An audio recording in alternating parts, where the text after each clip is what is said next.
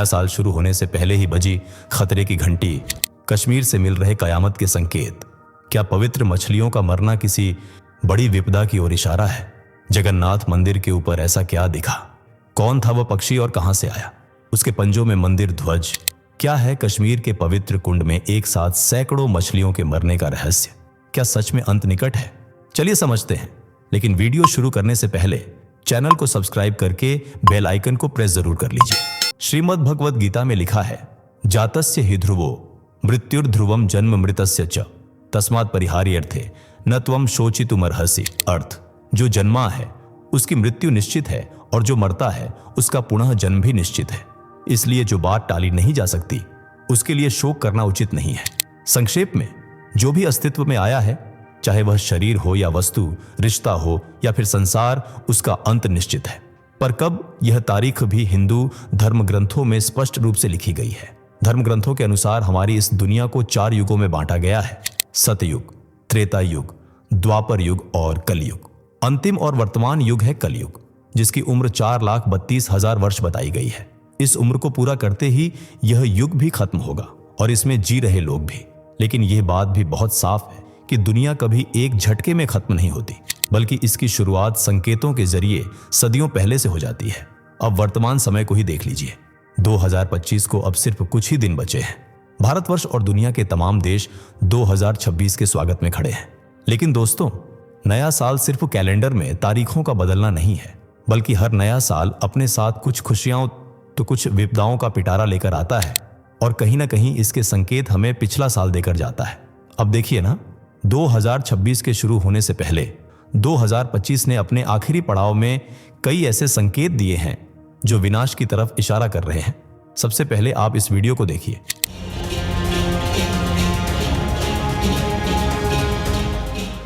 यह पुरी का जगन्नाथ मंदिर है, जिसे 4 धामों में से एक माना जाता है।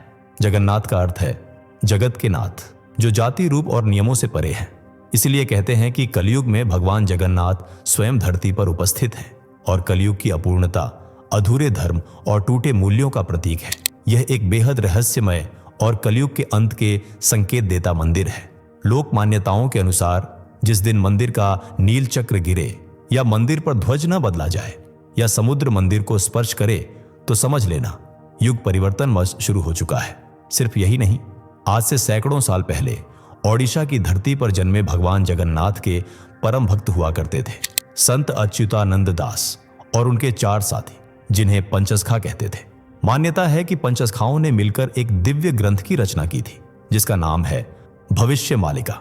इस ग्रंथ की रचना भगवान विष्णु के आदेश पर हुई थी। इसलिए मालिका में जगन्नाथ मंदिर से कलयुग के अंत से जुड़े तमाम संकेत मिलते हैं, जिनमें से एक है जगन्नाथ मंदिर के ऊपर मरघट के पक्षी का बैठना और उनका झुंड में उड़ना।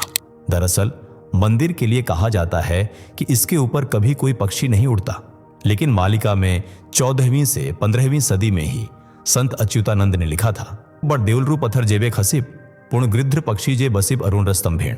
अर्थ, जब मंदिर के स्तंभ के ऊपर गिद्ध पक्षी के बैठने की घटना बार बार होगी, तब समझ लेना अनहोनी का काल, समय शुरू हो रहा है और देश व दुनिया पर कोई बड़ा संकट आने वाला है। क्योंकि गिद्ध या बाज जैसे मांसाहारी पक्षी मृत्यु और पुनर्जन्म के प्रतीक होते हैं। हिंदू मान्यताओं के अनुसार ये तभी किसी घर, मंदिर या इमारत की छत पर बैठते हैं जब किसी आगामी संकट का संकेत देना हो। इस प्रकार श्री जगन्नाथ मंदिर के अरुण स्तंभ पर गिद्ध का बैठना भी देश और दुनिया में होने वाले मानवीय संकट का संकेत है। यही रीजन है जो सोशल मीडिया पर यह वीडियो तेजी के साथ वायरल हो रहा है। लोग डरे हुए हैं क्योंकि 2026 की शुरुआत से पहले ही इस तरह के संकेत विनाशकारी और भयावह साबित हो सकते हैं, वह भी तब जब इस तरह की घटनाएं बार बार हो रही हो। यह वीडियो 10 दिसंबर 2025 का है, जबकि इससे पहले 13 अप्रैल 2025 की शाम को भी चील पक्षी मंदिर के ऊपर उड़ते हुए दिखा था। गौर से देखने पर पता चला कि पक्षी ने अपने पंजों में मंदिर का ही ध्वज फंसा रखा है। वह लगातार ध्वज और मंदिर शिखर के चक्कर काटता रहा।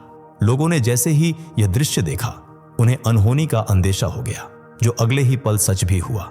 कुछ ही देर में ओडिशा में भयानक तूफान, मूसलाधार बारिश और आंधी का सिलसिला शुरू हो गया।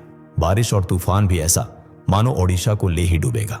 हालांकि कुछ समय बाद ही मौसम फिर से नॉर्मल हो गया और तब तक वह पक्षी भी कहीं गायब हो चुका था। इसके महज 10 से 11 दिन बाद ही कश्मीर में पहलगाम अटैक हुआ। फिर भारत और पाकिस्तान का युद्ध। वह बात अलग है कि वैज्ञानिक युग में जी रहे, मॉडर्न ख्यालातों को जन्म दे चुके लोग इन बातों को तकियानुसी और बेबुनियाद मानते हैं। उनके लिए इन सबूतों का भी कोई महत्व नहीं है। लेकिन क्या हर सबूत को झुठलाना जायज है? मान लेते हैं जगन्नाथ मंदिर के ऊपर उड़ रहे गिद्ध पक्षी यूं ही उड़ रहे हैं। प्रकृति या ईश्वर हमें कुछ नहीं कहना चाहते। लेकिन फिर कश्मीर में जो हो रहा है, क्या वह भी फिजुल ही है?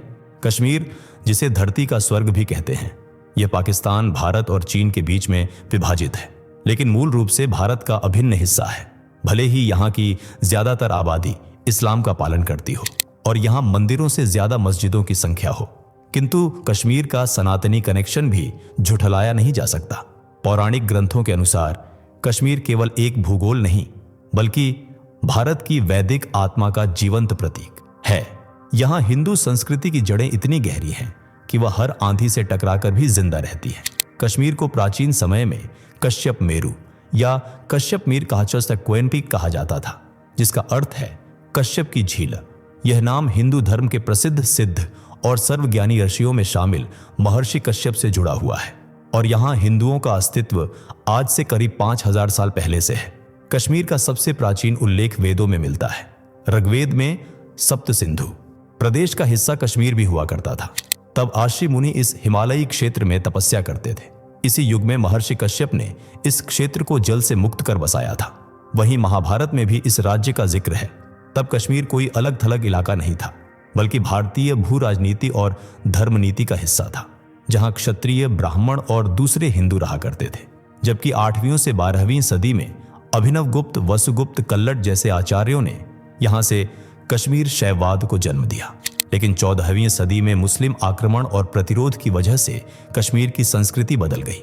उस रोज कश्मीरी हिंदुओं ने अपने अस्तित्व और संस्कृति की लड़ाई लड़ी, लेकिन सरकार, प्रशासन और अपने देशवासियों की नजरअंदाजी के चलते यह हिस्सा अलग थलग बनकर रह गया। पर आज भी कश्मीर में ऐसी तमाम दिव्य और चमत्कारिक जगहें हैं जिनके होने न होने से हिंदू धर्म और देश दुनिया पर गहरा असर पड़ता है। जैसे प्राचीन मार्तंड सूर्य मंदिर, जो कश्मीर घाटी के अनंतनाग जिले के मट्टन में स्थित एक हिंदू मंदिर है जो सूर्य देव को समर्पित है। कल्हण के अनुसार मार्तंड सूर्य मंदिर को 8वीं शताब्दी ईस्वी में ललितादित्य मुक्तापीठ द्वारा बनवाया गया था। सूर्य को संस्कृत में मार्तंड के नाम से जाना जाता है, इसलिए मंदिर को मार्तंड सूर्य मंदिर कहते हैं, जिसे सिकंदर शाह मीरी ने नष्ट कर दिया था। इसलिए आज यह मंदिर अनंतनाग में खंडहर की तरह पड़ा हुआ है, पर फिर भी इसकी भव्यता लोगों को चकित कर जाती है। यह पठार की चोटी पर बना था, जहां से पूरी कश्मीर घाटी का नजारा देखा जा सकता था। खंडहरों और पुरातात्विक खोजों के अनुसार मंदिर कश्मीरी वास्तुकला का एक उत्कृष्ट नमूना था, जिसमें गांधार, गुप्त, चीनी, सीरियाई और बीजांटिन शैलियों का मिश्रण था। मतलब 5-5 शैलियों में इसे बनाया गया था। इसके केंद्र में मुख्य मंदिर है और इसके चारों ओर 84 छोटे छोटे मंदिर हैं। ये कुल 20 फीट लंबा और 142 फीट चौड़ा है और यहाँ सूर्य देवता के अलावा विष्णु, नदी देवियों जैसे गंगा और यमुना को भी दर्शाया गया है। मंदिर परिसर में एक पवित्र सरोवर, तालाब भी है, जिसे स्थानीय लोग बेहद पवित्र मानते हैं। तालाब में ढेर सारी मछलियां हैं जिन्हें ईश्वर का स्वरूप माना जाता है, क्योंकि सर्दी हो या गर्मी, बारिश हो या सूखा, ये मछलियां कभी तालाब नहीं छोड़ती और इन्हें दाना खिलाना अमरनाथ यात्रा का महत्वपूर्ण हिस्सा माना जाता है। बिना मछलियों को दाना डाले यात्रा अधूरी मानी जाती है। कहते हैं कि ये मछलियां स्थानीय परंपरा का प्रतीक हैं और इन्हीं से प्रेरित होकर मंदिर को भाव मट्टन भी कहा जाता है, क्योंकि एक समय पर यहां मछली पकड़ना आय का प्रमुख साधन हुआ करता था। लोक मान्यताओं के अनुसार जब तक मछलियां तालाब में हैं और दाना चुग रही है, तब तक कश्मीर में कोई भूखा नहीं रह सकता। यहाँ विमल कुंड में कई बार सोने के रंग की मछलियां भी देखी गई हैं, जो बेहद शुभ मानी जाती हैं। 2019 में पूरे 30 साल बाद सोने के रंग वाली मछली नजर आई थी, जिसे कश्मीर वासियों के लिए शुभ संकेत की तरह देखा गया। लेकिन 2025 के आखिर में यही मछलियां सबसे बड़ा अशुभ संकेत देकर गई हैं। दरअसल 22 से 23 दिसंबर की बात है, जब मंदिर के पवित्र झरने मट्टन स्प्रिंग में अचानक बड़ी संख्या में मछलियां मृत पाई गई। जैसे ही भक्तों और स्थानीय लोगों को इस बात की खबर मिली, वे घबरा गए, क्योंकि इस तरह तालाब की मछलियां जो शुभ मानी जाती हैं, उनका अचानक मर जाना किसी बड़ी आपदा के आने का इशारा है। आनन फानन में स्थानीय प्रशासन को सूचना दी गई और एक टीम तुरंत जांच के लिए पहुंची। मछलियों के सैंपल के साथ साथ तालाब के पानी का भी सैंपल लेबोरेटरी में भेज दिया गया है, जबकि स्थानीय सरकार भी हैरान है कि इस तरह मछलियों की जान गई कैसे। हालांकि एक्सपर्ट्स इसके कई कारण बता रहे हैं, जैसे पहला तो ठंड, लेकिन यह बेबुनियाद रीजन नजर आता है क्योंकि इस साल से भी ज्यादा सर्दी कश्मीर हर साल बर्दाश्त करता है। वहीं अगला रीजन प्रदूषण माना जा रहा है, क्योंकि पिछले कुछ वर्षों में भारत के तमाम राज्यों की तरह कश्मीर में भी वायु और जल प्रदूषण बढ़ा है। बात तालाब की करें तो बेशक ये हिंदुओं के लिए पवित्र है, लेकिन स्थानीय प्रशासन द्वारा शहर के गंदे नालों का पानी अक्सर इसी तालाब तक पहुंच रही नदियों की दिशा में मोड़ा जाता है, जिस वजह से गंदगी के अंश यहां तक भी पहुंचते हैं। इस हरकत पर कई बार लोकल हिंदू आवाज भी उठा चुके हैं, क्योंकि यह सिर्फ एक झील या तालाब नहीं है, बल्कि कश्मीरी हिंदुओं के लिए मोक्ष प्राप्ति का कुंड है। जो स्थानीय हिंदू अपने परिजनों की अस्थियां बहाने के लिए प्रयागराज नहीं पहुंच पाते, वे इसी कुंड में अस्थियां विसर्जित करते हैं। ऐसे में उनकी आस्था का ख्याल रखते हुए शासन प्रशासन को इस बात पर गौर करना चाहिए कि तालाब तक गंदे नालों का पानी न पहुंचे। लेकिन तमाम शिकायतों के बावजूद यह मुद्दा जस का तस है। वहीं मछलियों की इस तरह आकस्मिक मृत्यु पर भक्तों का कहना है कि यह अशुभ संकेत है और कश्मीर पर कोई ना कोई विपदा आने वाली है। देखा जाए तो 2025 भी कश्मीर के लिए कुछ खास रहा नहीं है। कभी लैंडस्लाइड तो कभी मूसलाधार बारिश, पहाड़ों का दरकना, छोटी मोटी झड़पें, आतंकी हमले और तूफानी हवाओं ने खूब तबाही मचाई है।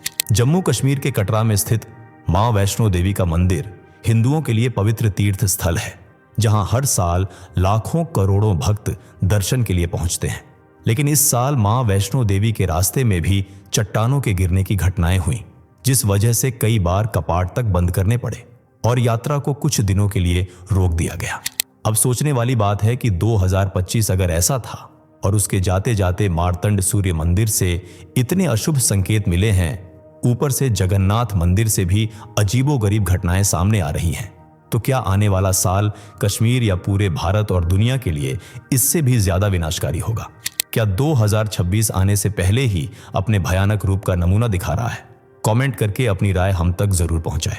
वीडियो पसंद आई हो तो लाइक करके शेयर कीजिए और चैनल से जुड़े रहने के लिए सब्सक्राइब करके बेल आइकन को प्रेस जरूर कर लीजिए, ताकि आने वाली वीडियो के नोटिफिकेशन आपको समय से मिल सके। दोस्तों, आपकी स्क्रीन पर 2 और वीडियोस दिख रही हैं, जिसे देखने के लिए स्क्रीन पर क्लिक करें। दोनों देखिएगा, बहुत अच्छी वीडियो बनी है।